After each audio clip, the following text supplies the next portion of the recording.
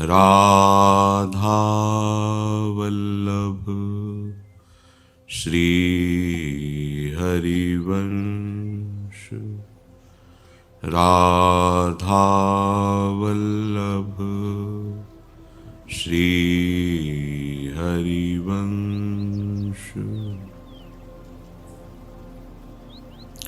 वृन्दावनेश्वरी तवैव पदारविन्दम्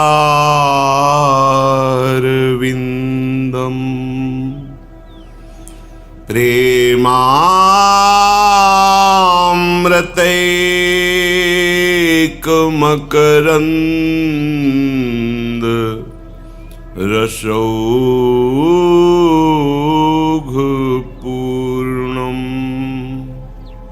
हृद्यर्पितं मधुपतेः स्मरतापमुग्रं निर्वापयत् परमशीतलमाश्रयामि। निर्वापयत् परमशीतलमाश्रयामि। अज्ञानतिमिरान्धस्य ज्ञानाञ्जनशलाकया चक्षुरुन्मीलितं येन तस्मै श्रीगुरुवे नमः। तस्मै श्रीगुरुवे नमः। राधा राधा राधा राधा।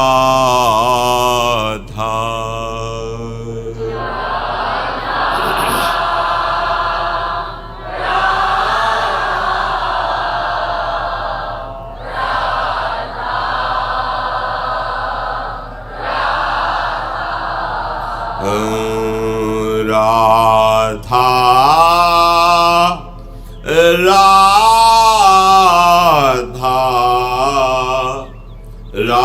राधा राधा।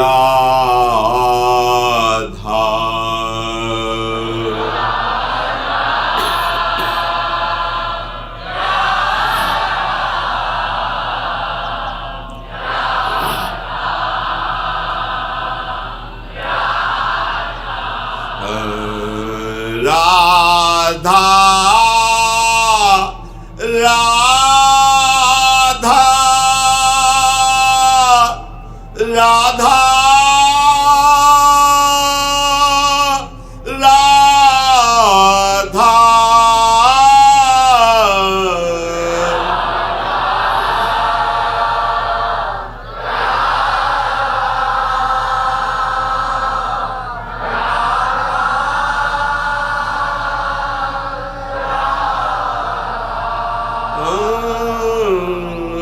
राधा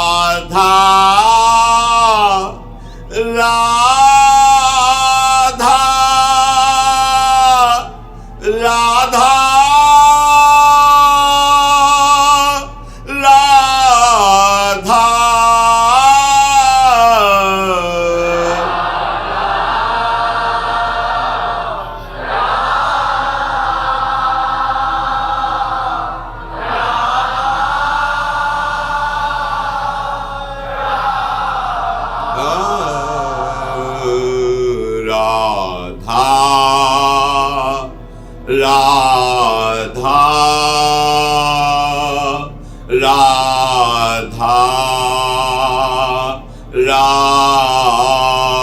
राधा।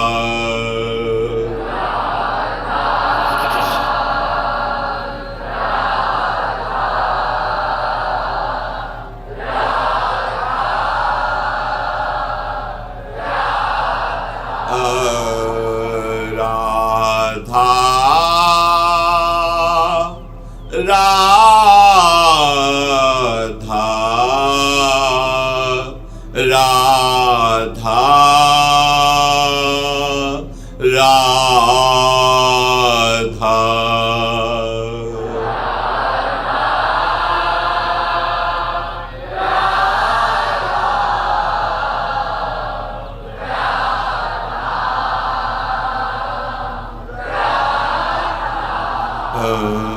राधा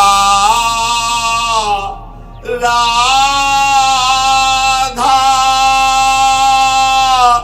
राधा राधा राधा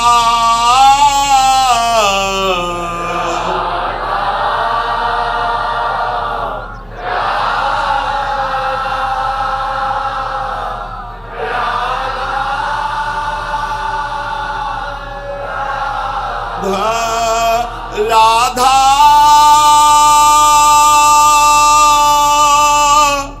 राधा राधा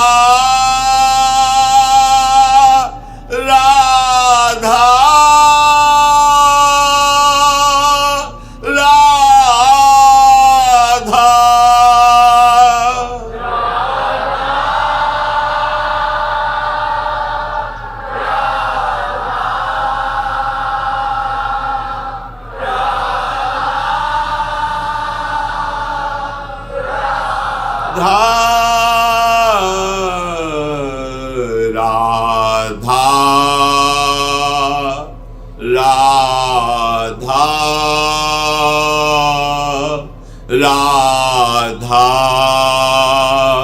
राधा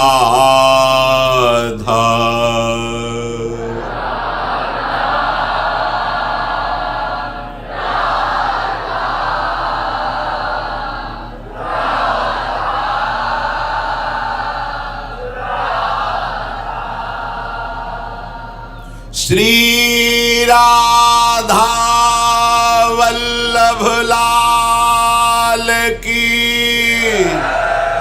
जय। परम सच्चिदानंद घन आनंद समुद्र, प्रेम समुद्र, ज्ञान वैराग्य भक्ति ऐश्वर्य अनंत शक्तियों के स्वामी प्रभु श्री कृष्णचंद्र जी करुणा करके हमें ऐसे अमृतमय वचनों का उपदेश कर रहे हैं जिसे यदि हम श्रद्धा विश्वास पूर्वक श्रवण करें, मनन करें और जीवन में धारण करें तो इसी जन्म में इस मलिन देह और मलिन कर्मों से मुक्त होकर हम परमानंद को प्राप्त हों। यही हमारे मनुष्य जीवन का चरम एवं परम लक्ष्य है। बहुत ध्यान पूर्वक श्रवण किया जाए। बड़ा एकांतिक गूढ़ प्रसंग है, यह अध्यात्म का प्रसंग है। जब आप इसे श्रवण करेंगे तो आपको पता चलेगा कि आपकी स्थिति कहाँ है। हमें व्यर्थ का अभिमान हो जाता है कि हम बड़े गुणवान हैं, बड़े साधक हैं। जब हम भगवद वाणी से अपने को मिलाते हैं तब पता चलता है हम तो कुछ नहीं है। स्थिति किसे कहते हैं? भगवत भाव की स्थिति क्या होती है ये देखना है। प्रारंभ में जो हमारा भजन है ये भजन की प्राप्ति के लिए है। जिसे भजन कहते हैं वो अभी आया नहीं है। वो जब आ जाएगा फिर कुछ प्राप्त करना बाकी नहीं रह जाता है। बड़े बड़े सिद्ध महापुरुष उसी भजन में निमग्न रहते हैं। इस भजन से हमें उसी भजन की प्राप्ति करनी है। श्री भगवान कह रहे हैं, युञ्जन्नेवं सदात्मानं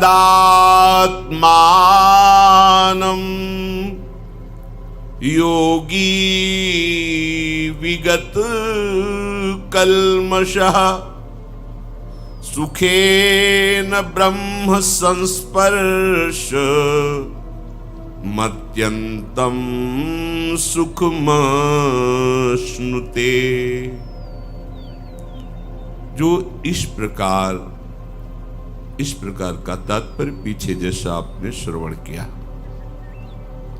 अपने आप को सदा अपने आराध्य देव में लगाता हुआ पाप रहित हो जाता है। पीछे वाले श्लोक में भी अकल्मषः कहकर भगवान ने संबोधन किया था, प्रशांत मनसः, जिसका रजोगुण तमोगुण शांत हो गया है, जो निष्पाप हो गया है, ऐसा महात्मा उस परम सुख में निमग्न रहता है। यहां श्री भगवान कह रहे हैं विगत कल्मषः, पूर्ण निष्पाप परम पवित्र हृदय वाला, वो सुख पूर्वक ब्रह्म के स्पर्श का प्राप्त करता है। ब्रह्म के स्पर्श अर्थात वो भगवत साक्षात्कार, भगवत वार्तालाप, भगवत श्रीअंग स्पर्श और प्रभु के साथ ही प्रतिपल रहना, ये उसे प्राप्त होता है। छिन छिन बिहरत संग, छिन छिन निरखत प्रेम भरी, छिन जस कहत अभंग, यह जो कृपा हरिवंश की। छिन छिन रुदन करंत, छिन गावत आनंद भरी, छिन छिन हहर हसंत, यह जो कृपा हरिवंश की। त्रपितन मानत नयन, कुंज रंध्र अवलोकितन, यह सुख कहत बनैन, यह जो कृपा हरिवंश की। निरखत नित्य किशोर, नित्य नित्य नव नव सुरति। ऐसा अद्भुत सुख, पर शर्त है पूर्ण समर्पण। अपने आराध्य देव के सिवा कुछ और स्मरण में ही ना आना। ध्यान पूर्वक श्रवण किया जाए। प्रभु के रूप, लीला, गुणों की भांति प्रभु का नाम भी अपराकृत है और चिदानंदमय है। आप नाम जप कर रहे हैं तो आप तीनों गुणों पर विजय प्राप्त कर रहे हैं, सतोगुण, रजोगुण, तमोगुण, क्योंकि नाम गुणातीत है। चिदानंदमय रूप का दर्शन, चिदानंदमय धाम में जो प्रिया प्रीतम नित्य लीला कर रहे हैं, इसका साक्षात्कार चिदानंद नाम कराएगा। और सब साधन चिदानंद नहीं है, ध्यान रखना। प्रकृति के शरीर से जो भी चेष्टाएं हो रही प्रकृति जन्य होती है, पर प्रभु का नाम चिदानंदमय है। चिदानंद नाम चिदानंद रूप को प्रकाशित करता है। चिदानंद जहां किंचन मात्र प्रकृति का प्रवेश नहीं है, माया का प्रवेश नहीं। चिदानंदमय देह तुम्हारी, विगत विकार जान अधिकारी। ये चिदानंदमय नाम अलौकिक दिव्य शक्तियों से संपन्न है। जिसको ये चिदानंद नाम का परिचय मिल जाता है, उसको भागवतिक ऐश्वर्य, मोक्ष, भगवत प्रेम कुछ भी दुर्लभ नहीं है। बहुत ध्यान से सुनना, गूढ़ प्रसंग है। अगर इसे बैठा लिए तो माला माल हो जाओगे। जो नाम अपनी इच्छा से जपा जाता है, सत्संग सुन करके, शास्त्र स्वाध्याय करके, उस नाम को जपते जपते हम पर नाम की कृपा होती है, तब हमें सद्गुरुदेव की प्राप्ति होती है। और जब गुरु प्रदत्त नाम होता है, वो शबीज नाम होता है।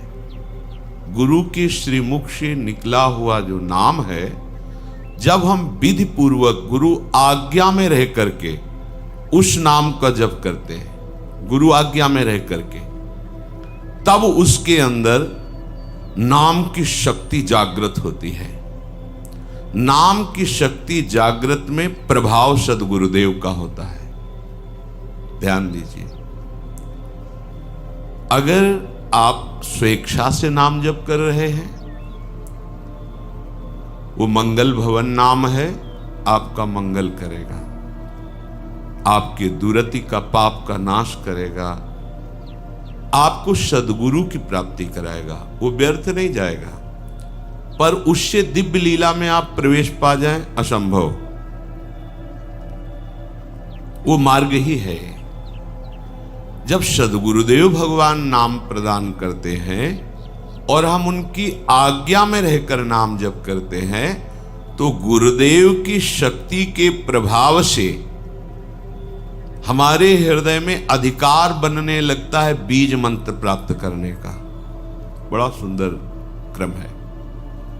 सद्गुरुदेव जब उसको देखते हैं कि ये इष्ट मंत्र का अधिकारी हो गया है, गुरु प्रदत्त नाम, सबीज नाम गुरु अनुशासन में जपते जपते जब गुरुदेव की कृपा शक्ति से उसके स्थूल शरीर, ये पांचभौतिक, ये पवित्र, और सूक्ष्म शरीर मन चित्त बुद्धि अंतःकरण पवित्र, और कारण शरीर स्वभाव का परिवर्तन, तब गुरुदेव उसे बीज मंत्र देते हैं।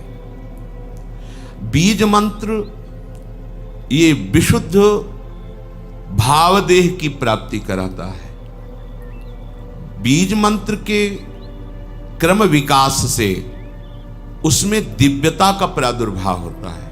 क्रम विकास से आप कितना अधिक मंत्र में तन्मय हो रहे हैं, कितना अनुशासन से युक्त हैं, कितनी पवित्रता का निर्वाह कर रहे हैं, कितनी आपके अंदर एकाग्रता है, कितनी देर मंत्र में टिकते हैं, उसके अनुसार देह एवं मन की सारी मलिनता दूर हो जाती है और बीज मंत्र से सिद्ध स्वरूप का उदय होता है उस उपासक के हृदय में। भावदेह जिसे कहते हैं। मंत्र सिद्धि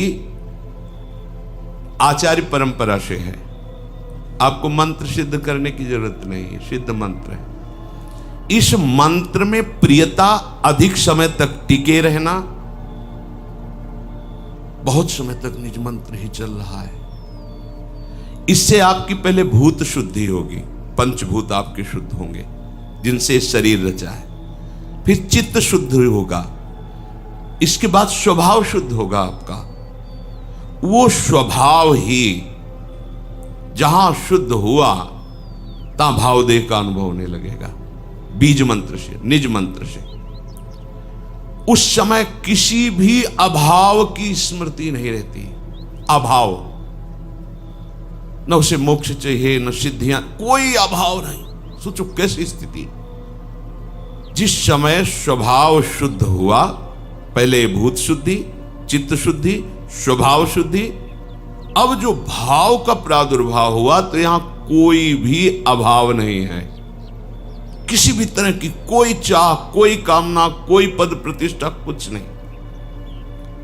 ये अवस्था यद्यपि सिद्धावस्था के अंतर्गत मानी जाती है, परंतु इस प्रेम मार्ग की इस अवस्था में माता के गर्भ से उत्पन्न मलिन देह से प्रवेश नहीं हो सकता। इस देह का राग जब तक है, इसमें जब तक अपनापन है, तब तक आपका निकुंज रस में, देखो कहां है,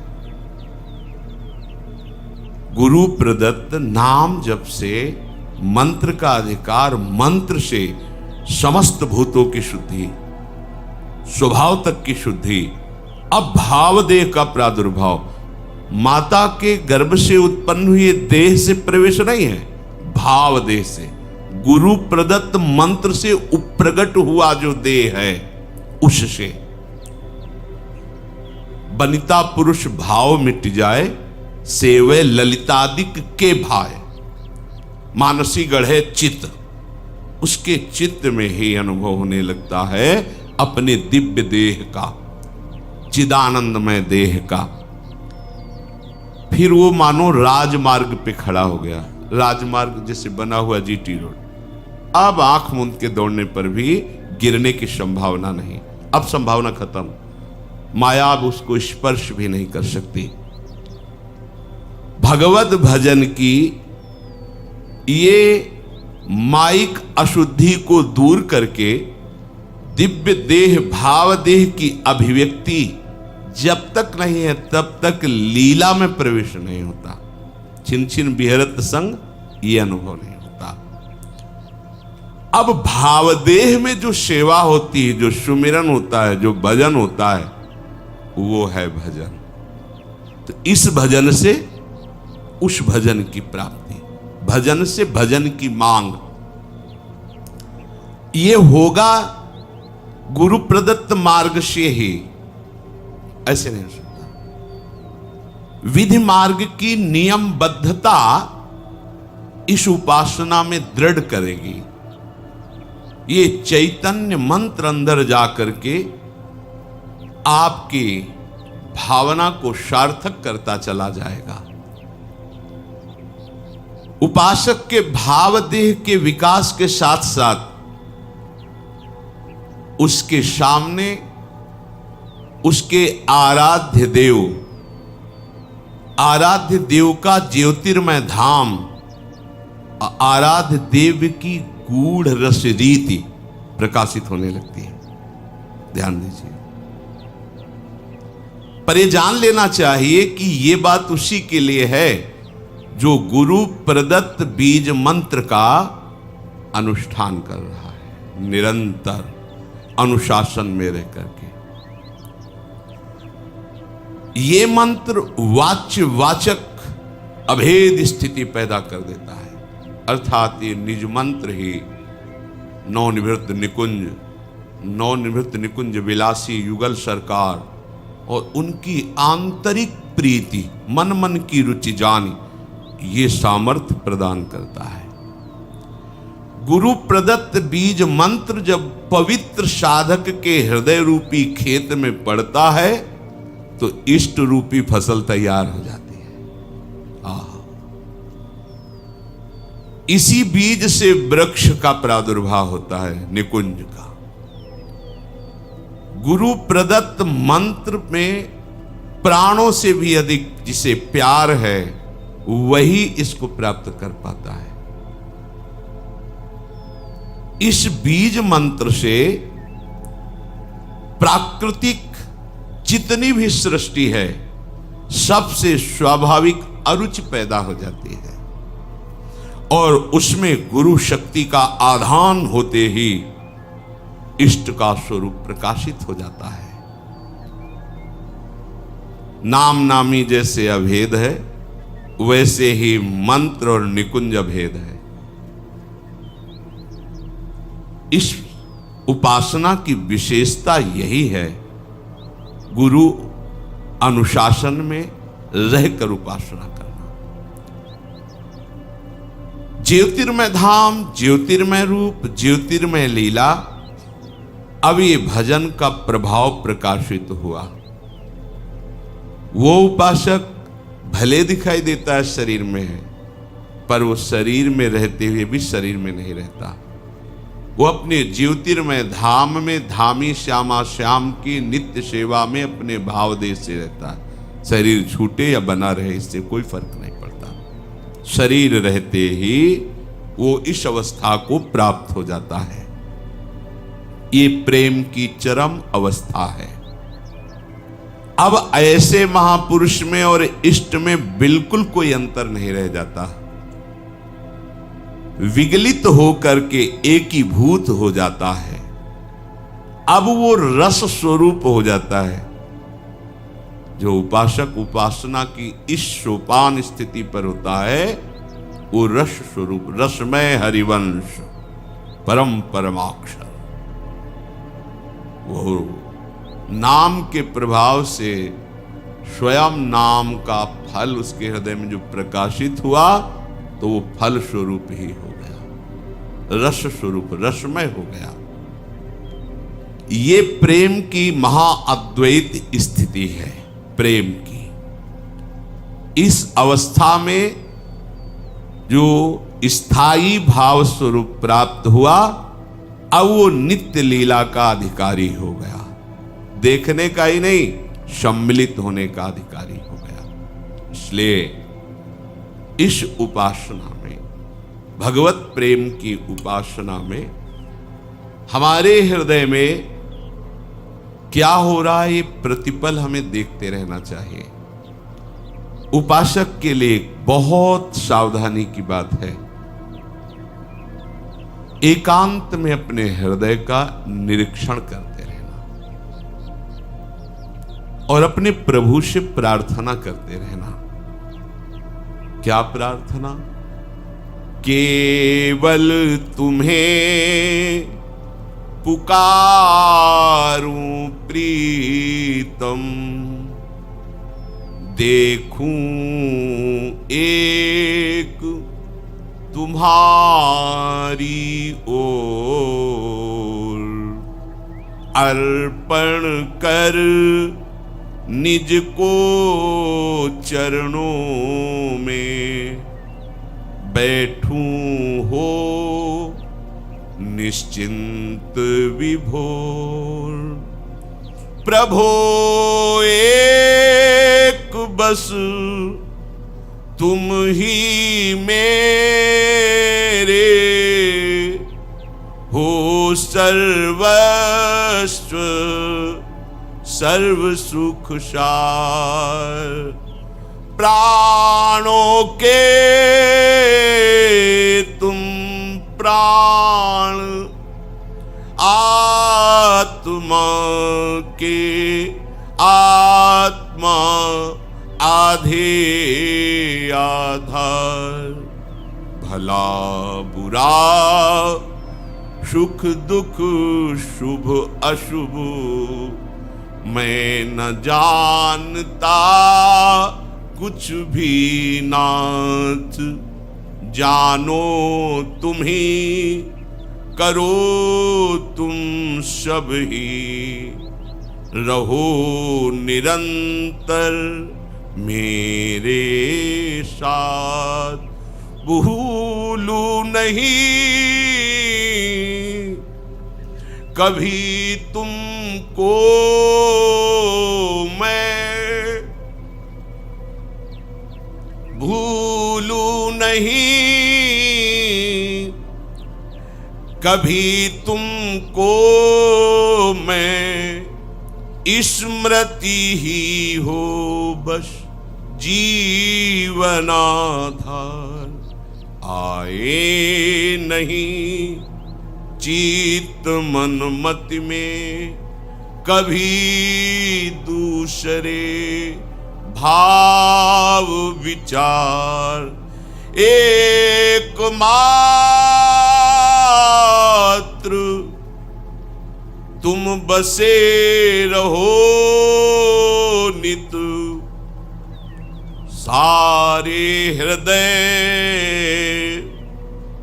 देश को छे एक प्रार्थना।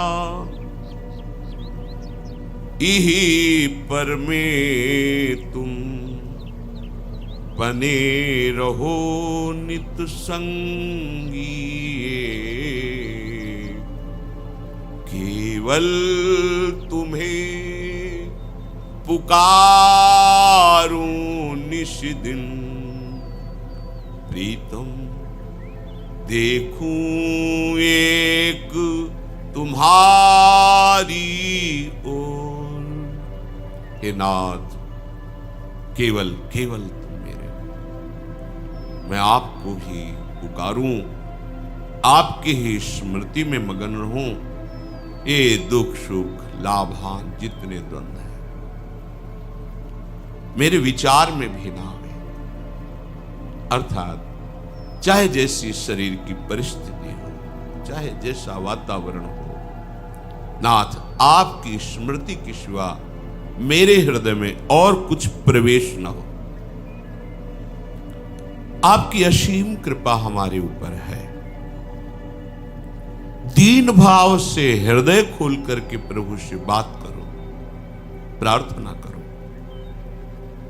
ये दिखावे में नहीं होना चाहिए, ये एकांतिक साधन है, उपासना है।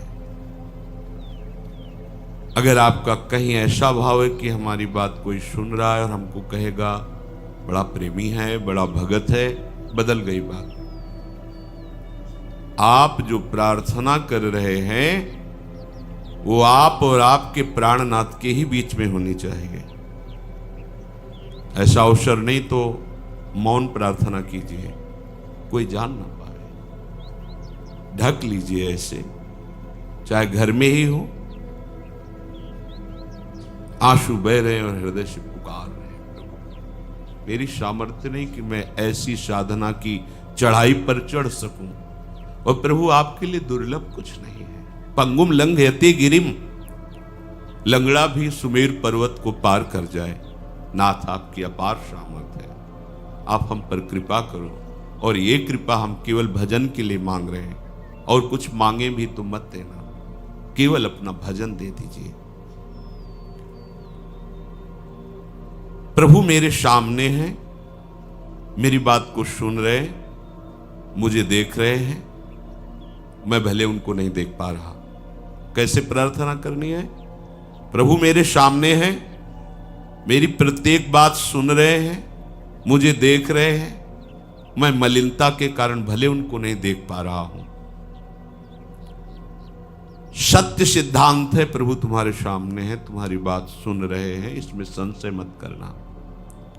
क्योंकि हर समय हर जगह कण कण में प्रभु विराजमान तो मेरे सामने वो हैं, मेरी बात वो सुन रहे हैं। जब आपकी भावना पवित्र और दृढ़ होगी तो आपको दिखाई देने लगेगा कि वो सामने है। आप जिस रूप की भावना करेंगे उसी रूप में वो आपके सामने प्रकट हो जाएंगे। जैसे जैसे प्रेम की वृद्धि होगी वैसे वैसे प्रभु का हर समय आपको दर्शन होगा। ये वो मार्ग नहीं कि प्रभु आए कभी एक बार दर्शन दे के चले गए, नहीं नहीं, ऐसा नहीं।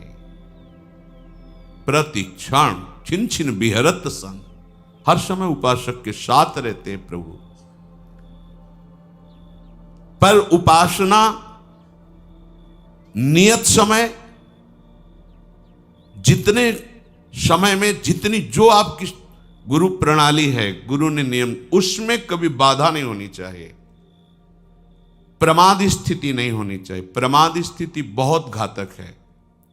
रोज तो जाते हैं, आज रहने दो, क्या 2 बजे से उठना, नहीं नहीं, जब तक शरीर में प्राण है, चेतना है और हम चल सकते हैं, तब तक ऐसा नहीं होने देंगे, शरीर को आप पहुंचाएंगे।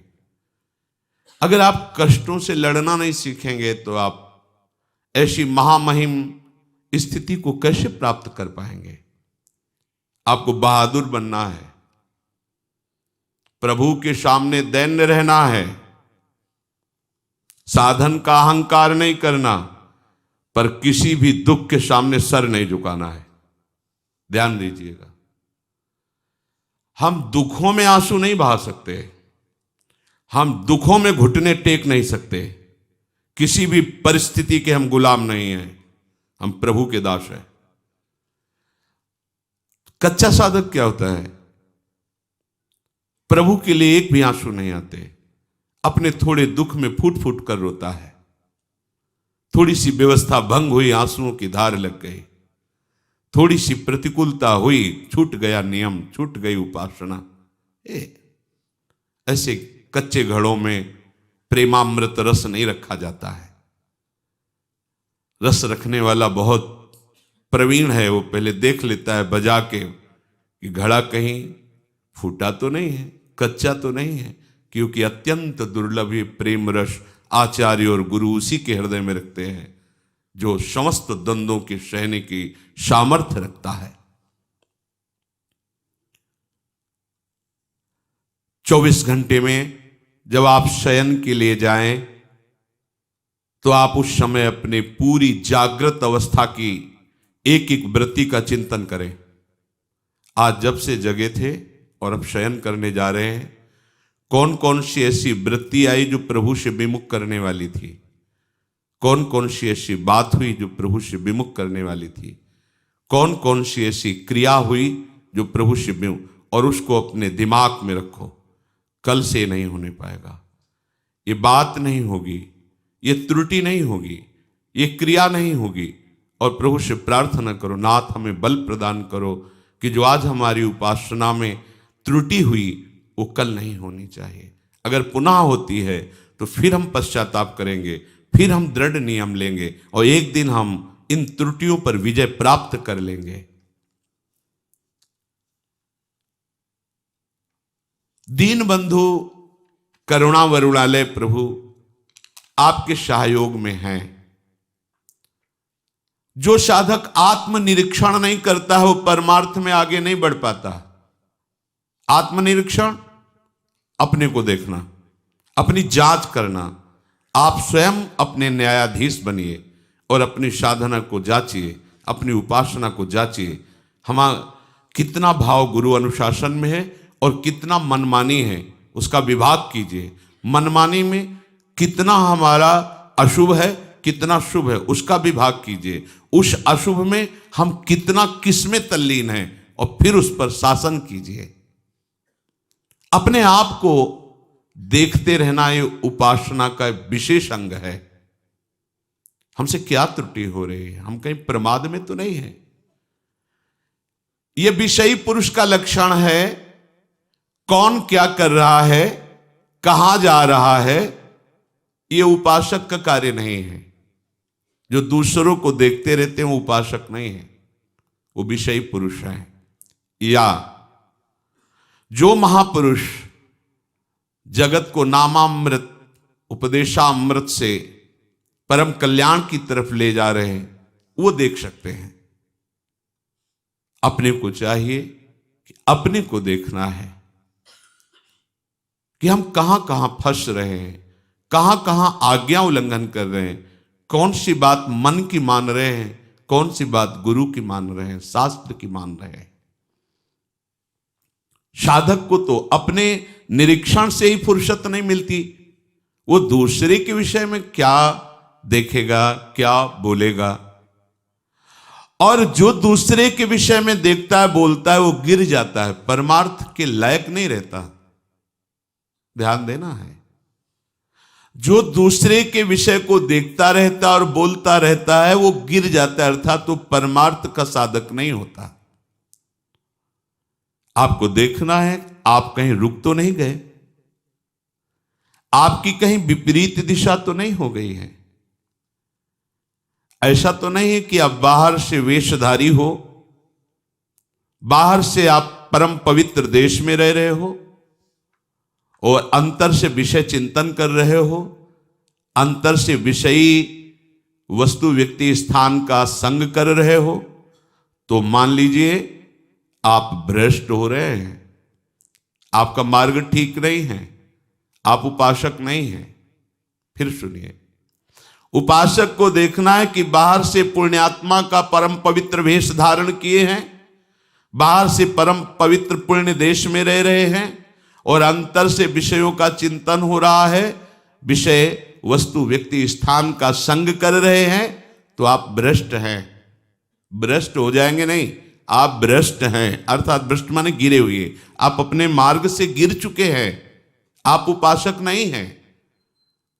उपासक को यह बात देखनी है, हमारा मन विषयों की ओर जा रहा है कि हमारा मन प्रभु की ओर जा रहा है। हमारा लक्ष्य क्या है? प्रिया प्रीतम। तो हमारा मन किधर जाएगा? प्रिया प्रीतम की तरफ जाना चाहिए। विषयों की तरफ क्यों जा रहा है?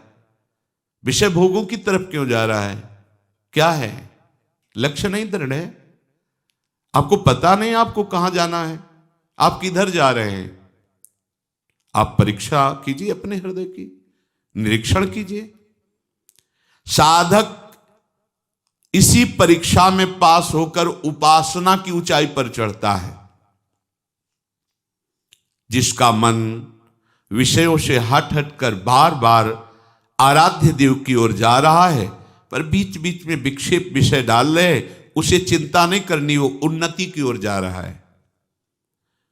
जो बाहर से सब कुछ भागवती के है, लेकिन अंदर से केवल विषय चिंतन और उसको पश्चाताप भी नहीं है, वो चाहे जितने जन्म ऐसे बना रहे कोई लाभ लेने वाला नहीं। वर्ष नहीं कह रहे, जन्म चाहे जितने जन्म, लाभ नहीं मिलने वाला। नियत बुरी है उसकी, नियत बुरी है। और जो बार बार अपने मन को प्रभु में लगाता है, विवश होकर विषय चिंतन बन जाता है, तो उसको जलन होती है, ये ठीक रास्ते पर है। इसकी नियत अच्छी है, उद्देश्य अच्छा है, वो जा रहा है अपने प्रीतम की ओर, वो मुड़ गया है अपने प्रीतम की ओर। सबसे पहली साधक को यह वृत्ति देखनी है कि तुम्हारी गति मुड़ी है कि नहीं प्रभु की तरफ। बहुत बहुत अमृतमयी बात, आपकी गति प्रभु की तरफ मुड़ी है कि नहीं। बाहरी परिवर्तन नहीं है, बाहर से छोड़ करके पवित्र भूमि पे आकर वास कर रहे, बाहरी वेश छोड़ करके पवित्र वेश धारण किए हुए हैं, पर हमारी आंतरिक वृत्ति कहां जा रही, आंतरिक वृत्ति कहां जुड़ी हुई है, आप किस मोड़ से जा रहे हैं, ये आपको पता होना चाहिए।